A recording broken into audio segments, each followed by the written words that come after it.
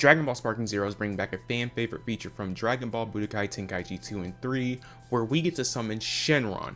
Depending on which Dragon Balls you use, there are 3 different Shenrons you could have summoned back in BT3. They gave you 3 different sets of wishes.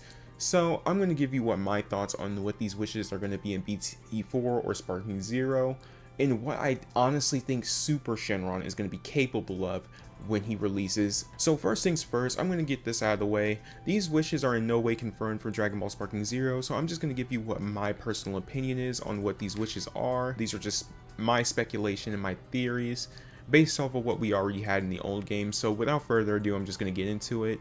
By the way, if you guys do like and enjoy this video, please hit that like button and subscribe. Comment down below what you think the wishes are going to be, as I do try to upload Dragon Ball Sparking Zero content consistently every day. So without wasting your time, I'm going to get into it. So the first dragon we're going to be starting off with is the original dragon back in BT3. So first things first, to understand about the Dragon Balls in the OG BT3 is that the way you acquire them depends on a few factors. Number 1 is the world map, and number 2 is in-game battles. You could find the Dragon Balls anywhere on the map. That was really one of the biggest ways you could just get Dragon Balls for free, just for landing at certain areas. And number 2 is in the middle of a fight. When you start a battle in Budokai 3, there is a chance that if you break certain destructible structures that exist in the match or in the actual fight itself, and if you break that structure, it has a chance of spawning a Dragon Ball.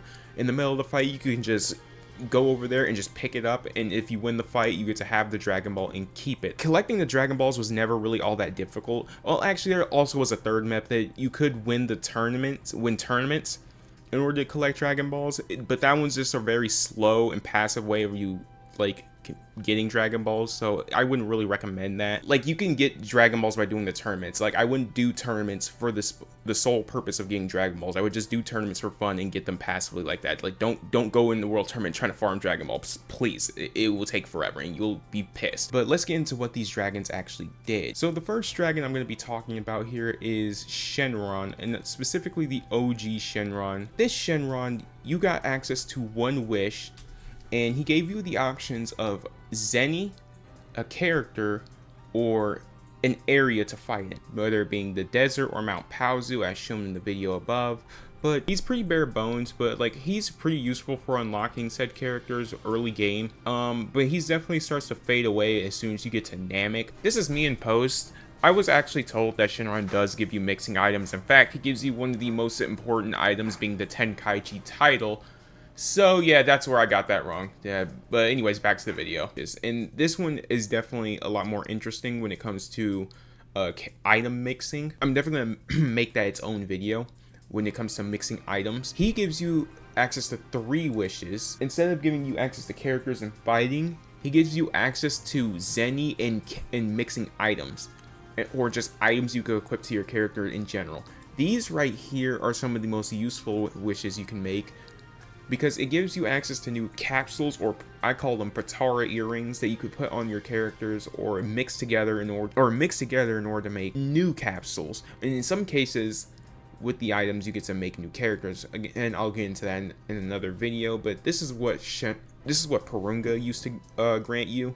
It's all really useful items that you can get from him. All we really have for Porunga, he's mostly geared towards like character equips and items. So let's get on to Ultimate Shenron, and then after that I'm going to give you what my thoughts on what Super Shenron can do. So with Ultimate Shenron, after collecting all the Black Star Dragon Balls, you get access to Ultimate Shenron. With him, he's just basically a supercharged version of like the normal Shenron. He gives you 50,000 Zenny instead of the 10,000 Zenny that the normal Shenron gives you, and he also gives you characters that you can unlock. Ultimate Shenron, I kind of hope they do like update his wish pool, because this is kind of weak. You can already get those characters from normal Shenron, unless like they update him into giving him, unless they update this guy. And say when you need to collect the Black Star Balls for the GT side of Sparking Zero, you get the option to wish for Super 17. But that's pretty much it with Ultimate Shenron. He's just a stronger version of the normal Shenron.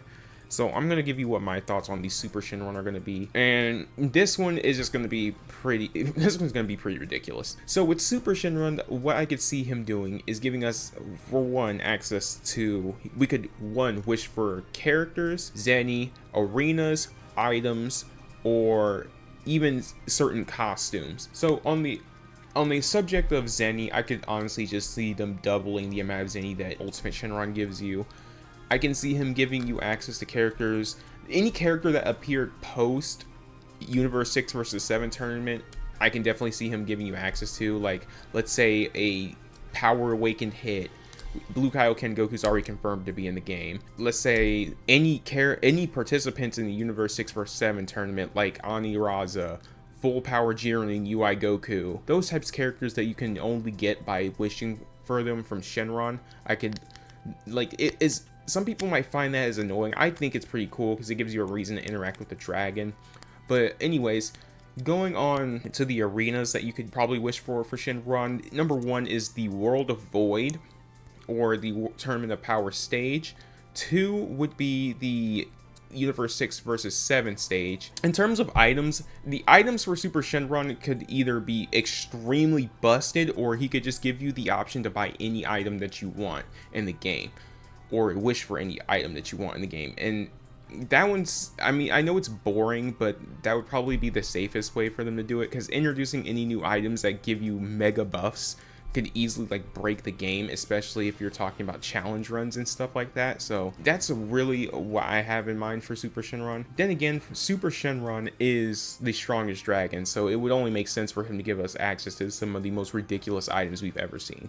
But really, for the dragons, that's all I have for you guys today. If you guys have any suggestions for what wishes the Shenrons could give you, please leave them in the comments below. But that's all I have for you guys today. So thank you guys for watching, and I'll see you guys next time.